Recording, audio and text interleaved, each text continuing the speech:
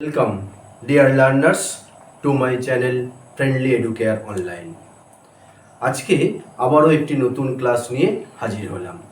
তবে আজকের ক্লাসটা একটু আলাদা, অন্য সকল ক্লাসগুলোর থেকে ডিফারেন্ট।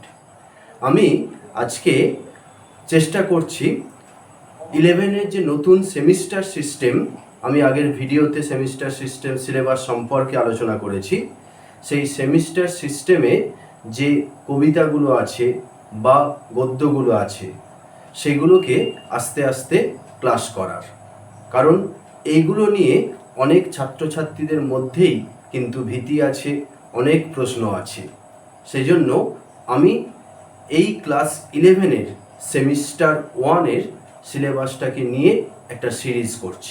আজকে আমি দ্বিতীয় কবিতা, the second poem, the bangle sellers, এটা নিয়ে আলোচনা করব। এটিও একটি গুরুত্বপূর্ণ কবিতা এবং এই ক্লাসটাও খুবই গুরুত্বপূর্ণ হতে চলেছে। সো তোমরা ক্লাসটা কিন্তু কোনোভাবে স্কিপ না করে শেষ পর্যন্ত মন দিয়ে কিন্তু দেখতে থেকো।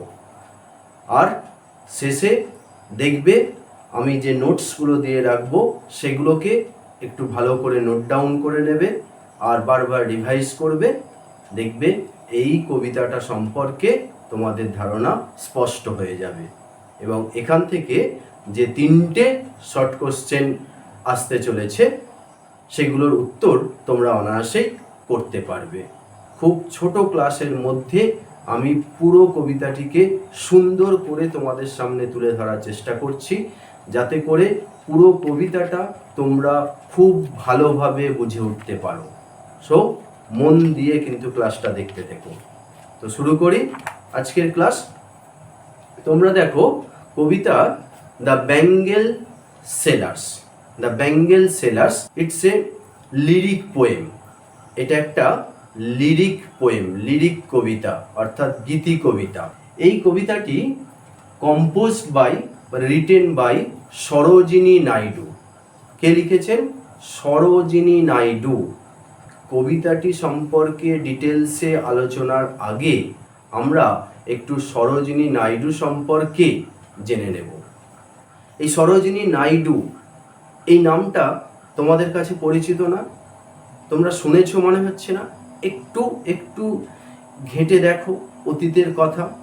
ইতিহাস বইয়ে তোমরা সরোজিনী নাইডুর কথা পড়ে থাকবে। সরোজিনী নাইডু এই মহান ব্যক্তিত্ব, এই মহান নারী, মহীয়সী নারী, তাকে কিন্তু আমরা প্রথম চিনতে পেরেছি বা তার সম্পর্কে জেনেছি আমাদের ভারতবর্ষের ইতিহাসে।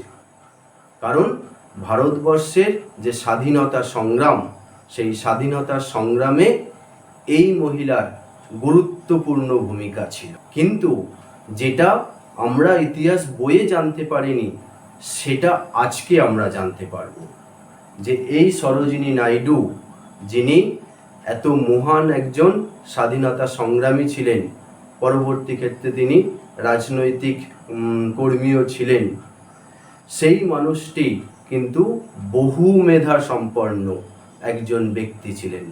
C was an multi talented person. ইনি জন্মেছিলেন 1879 খ্রিস্টাব্দে। 1879 খ্রিস্টাব্দে 13ই ফেব্রুয়ারি হায়দ্রাবাদ শহরে, আমাদের ভারতবর্ষের অন্তর্গত হায়দ্রাবাদ শহরে 1879 খ্রিস্টাব্দে 13ই ফেব্রুয়ারি তিনি জন্মগ্রহণ করলেন। তার বাবা ছিলেন অঘোরনাথ চট্টোপাধ্যায়। দেখো নামটা একটু কিরকম ডিসকানেকশন মনে হচ্ছে না? তার বাবা ছিলেন অঘোরনাথ চট্টোপাধ্যায়, কিন্তু তিনি সরোজিনী নাইডু। আসলে তিনি বাঙালি, কিন্তু পরবর্তী ক্ষেত্রে তার বিবাহ সূত্রে তিনি অন্যত্র বিবাহ করেছিলেন অসম বর্ণের মধ্যে, সে কারণেই তিনি আবার নাইডু হয়েছেন। যাই হোক, তার বাবা অঘোরনাথ চট্টোপাধ্যায়, তিনিও একজন শিক্ষাবিদ ছিলেন। আর তার মা বরদা সুন্দরী দেবী, তিনিও সুশিক্ষিত একজন বাঙালি। এই সরোজিনী নাইডু পরবর্তী ক্ষেত্রে তিনি স্বাধীনতা সংগ্রামে অংশগ্রহণ করেছিলেন, কারণ তৎকালীন যে ভারতের জাতীয় কংগ্রেস, সেই জাতীয় কংগ্রেসের তিনি মহিলা সভানেত্রী, প্রথম মহিলা সভানেত্রী হয়েছিলেন সরোজিনী নাইডু। এবং স্বাধীনতার পরে তিনি উত্তরপ্রদেশের রাজ্যপাল ছিলেন। এইরকমভাবে তার পলিটিক্যাল ক্যারিয়ারও ছিল। কিন্তু এই সরোজিনী নাইডু তার শুধুমাত্র এই যে পলিটিক্যাল ক্যারিয়ার ছিল বা পড়াশোনায় ভালো ছিলেন, শিক্ষাবিদ ছিলেন, এগুলোই কিন্তু তার ট্যালেন্ট নয়, এগুলোই কিন্তু তার মেধা নয়। তার মেধা অন্যত্র প্রকাশ পেয়েছিল। তিনি খুব সুন্দর গান গাইতেন, গান রচনা করতেন, সুন্দর লেখালেখিও করতে পারতেন। তার এই রকম ট্যালেন্টের জন্য স্বয়ং গান্ধীজি তাকে নাইটিঙ্গেল অফ ইন্ডিয়া উপাধি দিয়েছিলেন। গোবিন্দরাজু নাইডু একজন ডক্টর ছিলেন, ভারতীয় ডক্টর। তার সঙ্গে পরবর্তীতে তিনি বিবাহ করেন, অবশ্যই অসম বর্ণের বিবাহ। সেই বিবাহের কারণেই এখন তাকে আমরা সরোজিনী নাইডু হিসেবে চিনি। এই সরোজিনী নাইডু তিনি অসংখ্য কবিতা লিখেছেন।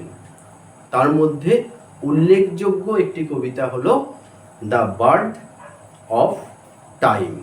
দ্য বার্ড অফ টাইম, যেটি পাবলিশড হয়েছিল 1912 খ্রিস্টাব্দে সেটা পাবলিশড হয়েছিল। এগুলো আমি নোটসে সব দিয়ে রাখছি, এখানে নোটসে তোমরা পরিষ্কার সেটা দেখে নিতে পারবে। এবং এই যে নোটসটা দেয়া থাকবে, এখান থেকে তোমাদের এই কবিতার সম্পর্কে খুঁটিনাটির তথ্য, কি পয়েন্টস সবটাই কিন্তু এখানে দেয়া থাকবে। সেগুলো কিন্তু খুব ভালো করে নোট ডাউন করে রেখো। যাই হোক, সেই দ্য বার্ড অফ টাইম সেটা পাবলিশড হলো 1912 খ্রিস্টাব্দে। সেই দ্য বার্ড অফ টাইম, সেই কালেকশন অফ পোয়েম, সেখান থেকেই আমাদের এই দ্য বেঙ্গল সেলার্স এই কবিতাটি নেওয়া হয়েছে। এবার আসি এই কবিতাটার স্ট্রাকচার বা গঠনের দিকে। আমি আগেই বললাম এটি একটি লিরিক পোয়েম, গীতি কবিতা। যেহেতু এই কবিতার মধ্যে একটা সুর, তাল, ছন্দ আছে, সুর মূর্ছনা আছে, সেই জন্য এটি একটি গীতি কবিতা। এই কবিতাটা তোমরা দেখতে পাবে কবিতা 4টি স্ট্যাঞ্জা বা স্তবক আছে। প্রত্যেকটা স্ট্যাঞ্জা বা স্তবকে 6টি করে লাইন দেওয়া আছে। এইভাবে 24 লাইনস বা 24টা লাইন নিয়ে এই কবিতা দ্য বেঙ্গল সেলার্স। প্রত্যেকটা stanza a a b b c c, a a b b c c, এই রাইম প্যাটার্নে লেখা আছে। তোমরা একটু মিলিয়ে নেবে। তোমরা জানো তো কিভাবে এটা মেলাতে হয়। দেখবে প্রত্যেকটা লাইনের যে শেষ উচ্চারণ, প্রত্যেকটা লাইনের যে শেষ উচ্চারণের মিলটা দেখবে, তাহলেই বুঝতে পারবে যে রাইম প্যাটার্নটা কি। আমি একটুখানি দেখিয়ে দিচ্ছি। ধরো ফার্স্ট স্ট্যাঞ্জাটা আমি পড়ছি, সেখানে দেখো ফার্স্ট লাইনের শেষে আছে বিয়ার, সেকেন্ড লাইনের শেষে আছে ফেয়ার। তাহলে বিয়ার, এই যে এটা যদি আমি একটা মিল ধরি, তাহলে বিয়ার তার সঙ্গে ফেয়ার মিলছে না, সেই জন্য এ এ। আবার দেখো third line bright, fourth line light, তাহলে ব্রাইট লাইট মিলছে না, তাহলে এই দুটোকে বি বি ধরলাম। আবার দেখো ফিফথ লাইন লাইভস, আবার সিক্স লাইনে আছে ওয়াইভস, লাইভস ওয়াইভস মিলছে না, তাহলে এইভাবে সেটা সি সি। তাহলে এইভাবে ফার্স্ট স্ট্যাঞ্জাটা কি দেখতে পেলাম, এ a b b c C, এইভাবে রাইম প্যাটার্নটা দেওয়া আছে। এইরকমভাবে তোমরা মিলিয়ে দেখে নিতে পারবে। বাকি 3টে স্ট্যাঞ্জা বা স্তবকও একইভাবে রাইম প্যাটার্নে ফেলে রাখা আছে। লিটারেচার বা সাহিত্য কি? দেখবে লিটারেচার বা সাহিত্য সম্পর্কে একটা কথা তোমরা হামেশাই শুনে থাকবে, মাঝে মধ্যেই শুনতে পাও, যে literature is the mirror of society. Literature is the mirror of society, অর্থাৎ সাহিত্য সমাজের দর্পণ, তাই না? তার মানে কি, সাহিত্যের মধ্যে সমাজের প্রতিফলন তো পড়বেই। যে সময় যে প্রেক্ষাপটে সেই সাহিত্য রচনা করা হয়েছে তার ছবি, তার সেই সময়কার গতিবিধি, সেই সময়কার সামাজিক, রাজনৈতিক, অর্থনৈতিক পরিস্থিতি সবটার কিন্তু প্রতিচ্ছবি সেই সাহিত্যের মধ্যে পড়তে বাধ্য, সেটাই হয়। এক্ষেত্রেও কিন্তু তার ব্যতিক্রম হয়নি। সেজন্য আমরা একটু প্রেক্ষাপটটা দেখে নিই। যে সময় এটি রচনা হয়েছে, তোমাদের বললাম পাবলিশ হয়েছে কতয়, 1912, 1912 খ্রিস্টাব্দে পাবলিশড হয়েছে। তাহলে 1912 খ্রিস্টাব্দ, ভাবো, তোমরা তো ইতিহাস পড়েছো, সেই সময় ভারতবর্ষ ইংরেজদের শাসনে রয়েছে। ইংরেজরা ভারতের ওপর নির্মম শোষণ শাসন চালিয়ে যাচ্ছে, আর ভারতবাসী, নিষ্পাপ ভারতবাসী তাদের দ্বারা অত্যাচারিত হচ্ছে, চরমভাবে লাঞ্ছিত হচ্ছে, অপমানিত হচ্ছে, এবং মহিলারা তো সেটা চরমভাবে অপমানিত, লাঞ্ছিত, লুণ্ঠিত হয়েছে। আবার অন্য দিক থেকে যদি একটু সামাজিক প্রেক্ষাপট দেখি, 1912, যেটা বিংশ শতাব্দীর একেবারে প্রথম দিক, সেই সময়ও কিন্তু ভারতবর্ষ পিতৃতান্ত্রিক সমাজের দ্বারা পরিচালিত। ভারতবর্ষে পিতৃতান্ত্রিক সমাজ চলছে। সেই সমাজে পুরুষদের যে গুরুত্ব ছিল, মহিলাদের, মেয়েদেরকে সেই গুরুত্ব কিন্তু সমাজে দেয়া হতো না। এই সরোজিনী নাইডু, তিনি শুধুমাত্র ওই দেশের স্বাধীনতার জন্য লড়াই করেছিলেন তা নয়, তিনি সমাজ সংস্কারকও ছিলেন একজন। তিনি একজন সোশ্যাল অ্যাক্টিভিস্ট। আমি বলেছিলাম যে পলিটিক্যাল পার্সন ছিলেন, সেটাও ঠিক। তিনি কম্পোজার ছিলেন, রাইটার ছিলেন, এটাও ঠিক। তিনি একজন এডুকেশনিস্ট ছিলেন, সেটাও ঠিক। কিন্তু আবার একজন অতি বিখ্যাত একজন সোশ্যাল অ্যাক্টিভিস্ট, একজন সোশ্যাল ওয়ার্কার, সমাজসেবক বা সমাজকর্মীও ছিলেন। কিন্তু তিনি ভারতবর্ষে এই যে পুরুষতান্ত্রিক সমাজে বা পিতৃতান্ত্রিক সমাজে মেয়েদেরকে এইভাবে পিছিয়ে রাখা হতো, সেটার বিরুদ্ধে তিনি কিন্তু সোচ্চার হয়েছিলেন, সেটার বিরুদ্ধে কিন্তু তিনি প্রতিবাদ করেছিলেন। আর তার কিছুটা প্রতিফলন কিন্তু আমরা এই কবিতাতেও পাব। এই কবিতাতেও কিন্তু তিনি মহিলাদেরকে, মেয়েদের জীবন প্রণালী, ভারতের তৎকালীন সামাজিক, অর্থনৈতিক, রাজনৈতিক প্রেক্ষাপটে মেয়েদের জীবন প্রণালী এবং মেয়েদের যে আবেগ, চেতনা, তাদের যে ইচ্ছে, প্রার্থনা, সবটাই কিন্তু এই কবিতায় তিনি তুলে ধরেছেন। তাহলে এই দিক থেকে এই কবিতাটা একটি অনবদ্য কবিতা।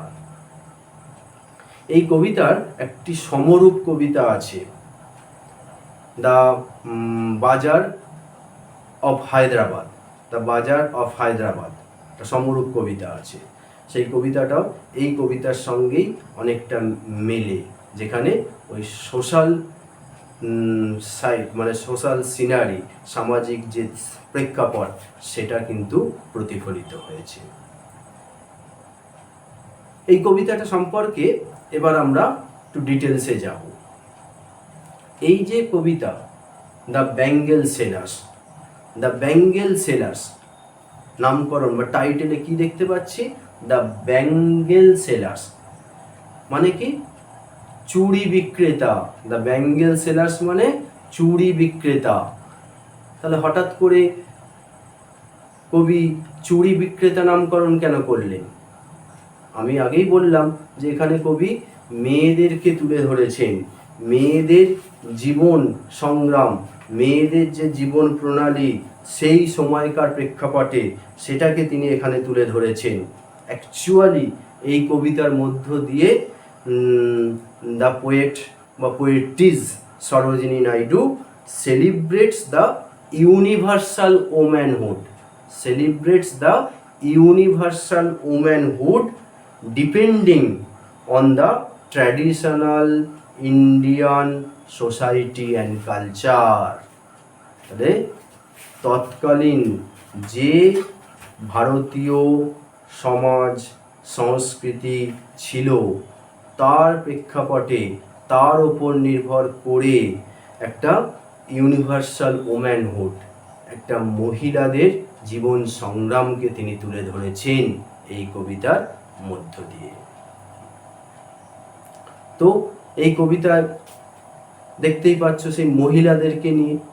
তাহলে হঠাৎ করে দ্য ব্যাঙ্গেল সেলার্স নামকরণটা কেন হলো? অ্যাকচুয়ালি এখানে দ্য ব্যাঙ্গেল সেলার্স, এই চুড়ি বিক্রেতা, তারা কিন্তু কোনো পুরুষ চুড়ি বিক্রেতা নন, তারা মহিলা চুড়ি বিক্রেতা।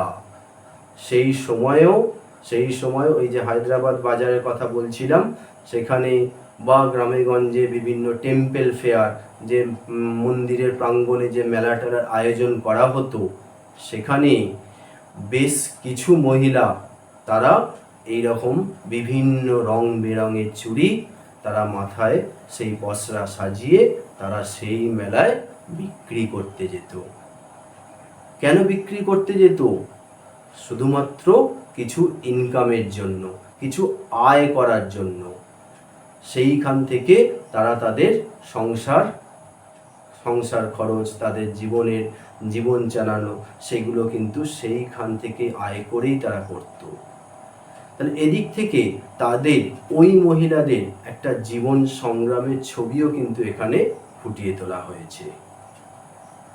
আর তার থেকেও বড় ব্যাপার, দ্য ব্যাঙ্গেল, এই যে ব্যাঙ্গেল চুড়ি, এই চুড়িটা একটা symbol, as a symbol the poetess used the bangle as a symbol. সেটাকে সিম্বল, একটা প্রতীক হিসাবে ব্যবহার করেছেন। সেটা কিসের প্রতীক হিসেবে ব্যবহার করেছেন? তিনি এই ব্যাঙ্গেলটাকে ট্র্যাডিশনাল ইন্ডিয়ান সোসাইটি বা কালচারে যে মেয়েদের যে ভূমিকা, মেয়েদের যে রোল, তাদের যে পরিস্থিতি, সেগুলোকে তিনি তুলে ধরেছেন। সেটাই আসলে এই ব্যাঙ্গেল তার প্রতীক হিসেবে কাজ করেছে।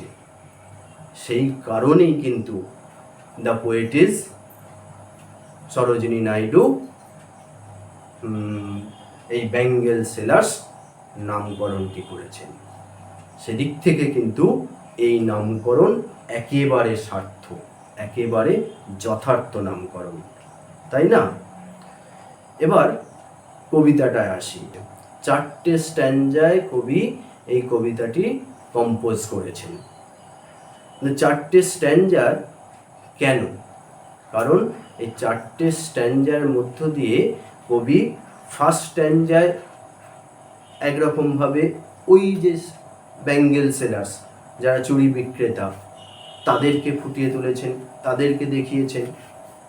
এবার যে বাকি 3টে স্ট্যাঞ্জা, সেই বাকি 3টে স্ট্যাঞ্জায় গিয়ে তিনি দেখাচ্ছেন কিভাবে বিভিন্ন পর্যায়ে ভারতীয় নারীরা এই চুড়িকে ব্যবহার করে। এই চুড়ি তাদের আবেগ, অনুভূতি, তাদের প্যাশন, তাদের ফিলিংস, তাদের সেন্টিমেন্টকে প্রকাশ করে। তাহলে এই চুড়ি, বিভিন্ন রঙা চুড়ি, এই ভারতীয় নারীদের বিভিন্ন পর্যায়ে, জীবনের বিভিন্ন পর্যায়ে তাদের আবেগ অনুভূতিকে তুলে ধরছে, সেটাকেই তারা প্রতিভাত করছে।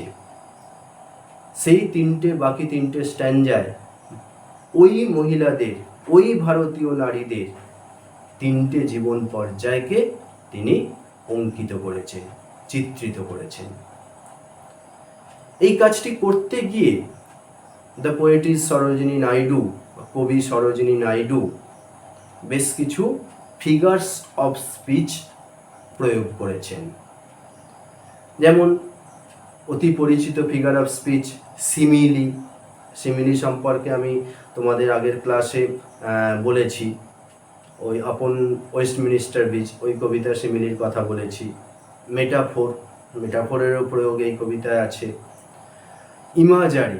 ইমাজারি চিত্রকল্প, সেটারও প্রয়োগ এই কবিতায় আছে।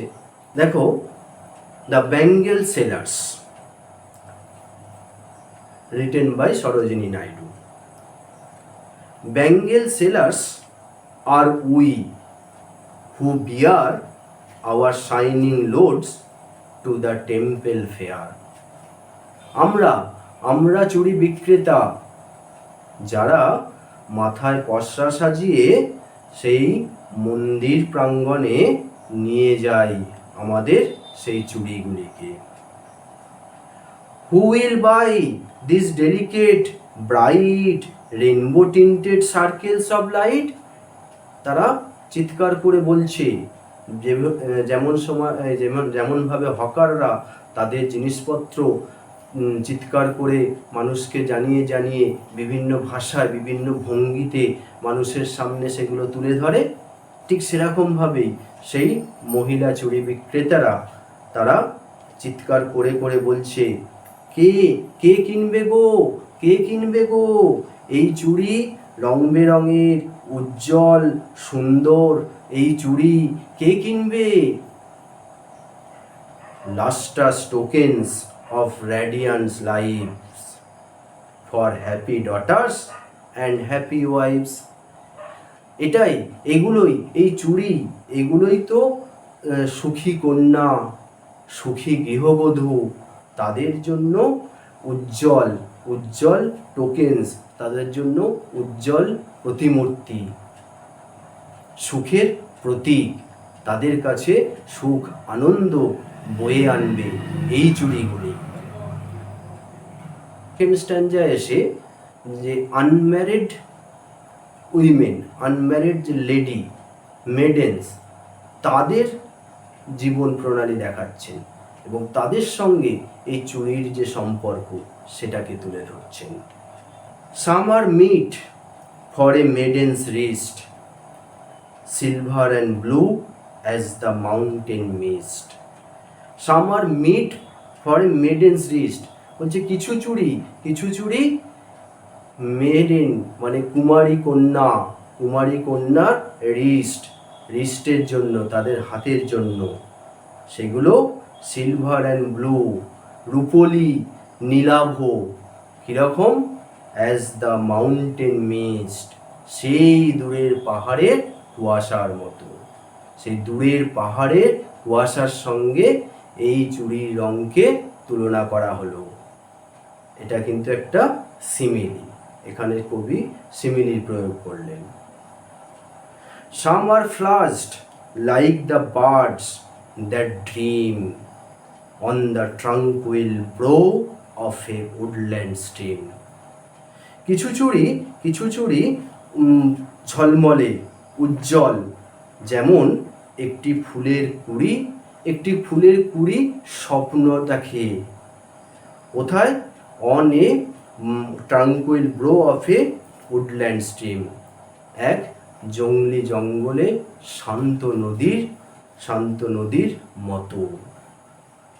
Summer aglow with the bloom that cleaves to the limpid glory of a new born leaves. কিছু চুড়ি আবার কি চকচক করছে, কি উজ্জ্বল, কীরকম? যেন একটি নতুন পাতা যেমনভাবে খুব সুন্দরভাবে প্রতিভাত হয়, উজ্জ্বল করে তোলে, সেরকমভাবেই যেন কিছু চুড়ি ঝলমল করছে। এখানেও কবি কিন্তু কিছু ইমাজারি প্রয়োগ করলেন। এখানে কিছু ইমাজারি প্রয়োগ হয়েছে। দেখো, এই যে নিউবর্ন লিভস, এটা একটা ইমাজারি। আবার দেখো একটু আগে ওই some are flush like birds that dream, যে লাইক এটাও কিন্তু একটা সিমিলির ক্ষেত্রে আমি বলেছিলাম, তোমাদের খেয়াল থাকবে হয়তো, যে লাইক বা অ্যাজ এগুলোর প্রয়োগ থাকে সিমিলিতে, কারণ এগুলো সরাসরি মিল রেখে তুলনা করা হয়, সেজন্য লাইক বা অ্যাজ থাকে, এটা সিমিলি। তাহলে এটাও একটা সিমিলি। আর নিউ বর্ন লিভস, এটা একটা ইমাজারি, চিত্রকল্প। ইমাজারি মানে চিত্রকল্প। এবার আসি থার্ড স্ট্যান্ডাটা কিন্তু ওখানে ছিল আনম্যারিড লেডি, অর্থাৎ কুমারী কন্যার জীবন কাহিনীকে তুলে ধরা হয়েছে। এখানে নবগৃহবধূ, তার যে প্যাশন, তার যে আবেগ, তার যে ভালো লাগা, স্বপ্ন দেখা, সেগুলোকে সুন্দরভাবে এই স্ট্যান্ডায় তুলে ধরা হচ্ছে। Some are like fields of sunlit corn, কিসের সঙ্গে তুলনা করা হচ্ছে দেখো, আবার like simile. Some are like fields of sunlit corn, কিছু সেই সূর্য স্নাত শস্য ক্ষেতের মতো, সেটা ধান ক্ষেত হতে পারে, ভুট্টা ক্ষেত হতে পারে, যে কোনো কিছু। Meet for a bride on her bridal morn, যেন বিয়ের সকালে একজন কন্যা, নববিবাহিত কন্যা, যে কন্যার বিয়ে হতে চলেছে, তার হাতে শোভা পায় এই রকম। সাম like the flame of her marriage fire, কিছু চুড়ি like the flame of her marriage fire, ওই যে পবিত্র আগুন, যে আগুনকে সাক্ষী রেখে হিন্দু বিবাহ সম্পন্ন হয়, সেই পবিত্র আগুনের সঙ্গে আবার তুলনা করা হচ্ছে। আগুন যেমন ঝলমলে, আগুন যেমন লাস্ট্রাস উজ্জ্বল, ঠিক সেরকম সেই কিছু চুড়িও সেই রকম সমানভাবেই যেন ঝলমলে উজ্জ্বল। এখানে ম্যারেজ ফায়ার, এটাও একটা ইমাজারি, এই ইমাজারির প্রয়োগ কিন্তু এখানে কবি করেছেন। কারণ এই ম্যারেজ ফায়ার, এই যে আগুন, এই রকম আগুন, এই আগুন রঙা, এর সঙ্গে তাদের ওই যে বিবাহিত কন্যা, যার বিয়ে হতে চলেছে, যে নববিবাহিত, তার যে প্যাশন, তার যে মনের আবেগ, সেই আবেগটাকে কিন্তু সুন্দরভাবে তুলে ধরা হয়েছে। Or rich with the hue of her heart's desire, মানে তার হৃদয়ের যে ইচ্ছে, তার মনের যে ইচ্ছে আকাঙ্ক্ষা, সেগুলো ভরপুর, মানে ওই চুড়ির রঙের মধ্যেই যেন তার মনের ইচ্ছে আকাঙ্ক্ষা আশা সব যেন ফুটে উঠছে। Tinkling luminous tender and clear, like her bridal laughter and bridal tear. Tinkling ঝলমলে, লুমিনাস উজ্জ্বল, কোমল এবং স্বচ্ছ, like her bridal laughter and tear, সেই কন্যার, সেই নববিবাহিতা বধূর তার মুখের হাসি এবং কান্না চোখের জলের মতোই স্বচ্ছ। কেন এখানে এই কথা বললেন? তার মানে এইখানে কবি ওই যে মহিলা, ওই যে মেয়েরা, ভারতীয় নারীরা, তারা যখন নতুন স্বামীর ঘরে চলে যাওয়ার জন্য তারা যে একটা নতুন সংসারে যাচ্ছে, নতুন জীবনে যাচ্ছে, নতুন মানুষের সঙ্গে যাচ্ছে, তার প্রতি যে একটা অদ্ভুত ভালো লাগা, অদ্ভুত একটা টান, অদ্ভুত একটা স্বপ্ন দেখা, সেগুলো তার হাসির মধ্যে ফুটে উঠছে। আবার দেখো, যখন তাদের সেই ভূমিকে, তাদের এই মাতৃলয়কে ছেড়ে, বাবা মাকে ছেড়ে, আত্মীয় স্বজনকে ছেড়ে আবার চলে যেতে হচ্ছে, তার জন্য তাদের কষ্টও তো আছে। সেই কষ্টটাও আবার দেখো সেই ব্রাইডাল টিয়ার তার সঙ্গে কবি কত সুন্দরভাবে ফুটিয়ে তুলেছেন। আর চুড়ি, এই চুড়ি এই সব কিছুরই প্রতীক। এই সব কিছুকেই তিনি এই চুড়ির মধ্য দিয়েই চুড়ির বিভিন্ন রং, চুড়ির বিভিন্ন উজ্জ্বলতা তার মধ্য দিয়ে সুন্দরভাবে উপস্থাপন করেছেন। ফোর্থ স্ট্যাঞ্জায় কবি এই নববিবাহিতা স্ত্রী তার স্বামীর ঘরে চলে গেলেন। স্বামীর ঘরে থাকতে থাকতে স্বামীর ঘরে সেখানে গিয়ে সন্তান সন্ততিদের মানুষ করা, স্বামীর ঘরে সেখানে দেখভাল করা, সেখানে দায়িত্ব মাথায় তুলে নেওয়া, কাঁধে তুলে নেওয়া, এই সব কিছুর মধ্য দিয়ে তার মধ্যে অনেকটা পরিপক্কতা কাজ করে, তার মধ্যে অনেকটা ম্যাচিউরিটি কাজ করে। তখন সে অনেক বেশি দায়িত্ববান, তার কাছে আবেগ কম, দায়িত্ব বেশি। সেই পর্যায়টা ফুটিয়ে তোলা হচ্ছে এই fourth standard. Some are purple and gold flecked grey, কিছু কিছু চুড়ি পার্পেল বেগুনি, গোল্ড ফ্লেকড সোনালি আভাযুক্ত গ্রে ধূসর। এই যে grey, that is the vital colour. এই গ্রে, এখানেই কিন্তু সেই পরিপক্কতা, সেই ম্যাচিউরিটিটাকে তুলে ধরা হয়েছে। For she who has journeyed through life midway, কার জন্য সেই চুড়ি? তার জন্য, সেই নারীর জন্য যে তার জীবনের মধ্যম পর্যায়ে চলে এসেছে।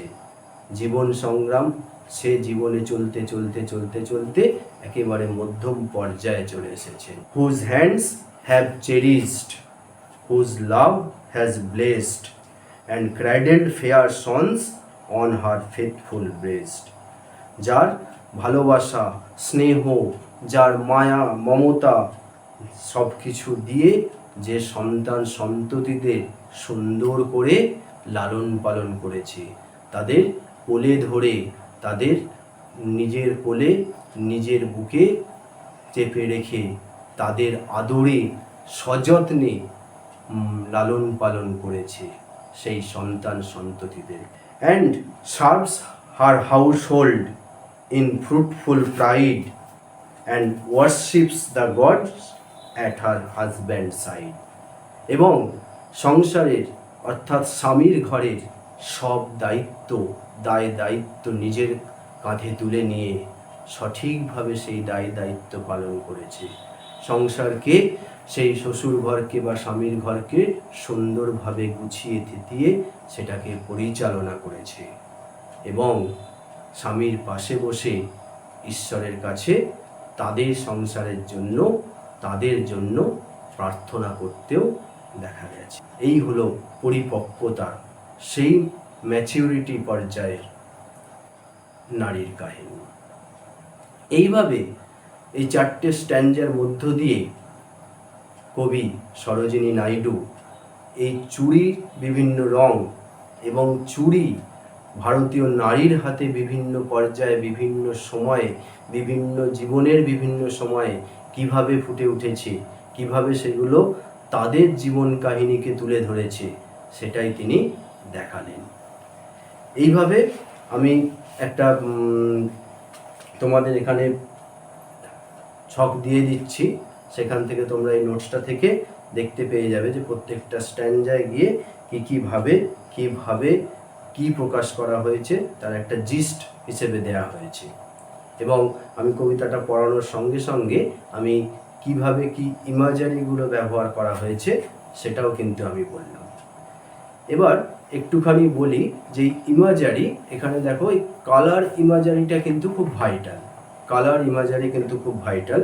এই যে রঙের দ্বারা চিত্রকল্প, সেটা কিন্তু খুব সুন্দরভাবে কবি এখানে তুলে ধরেছেন। সেই জন্য এই কবিতার এই ফিগার অফ স্পিচগুলো কিন্তু খুবই গুরুত্বপূর্ণ।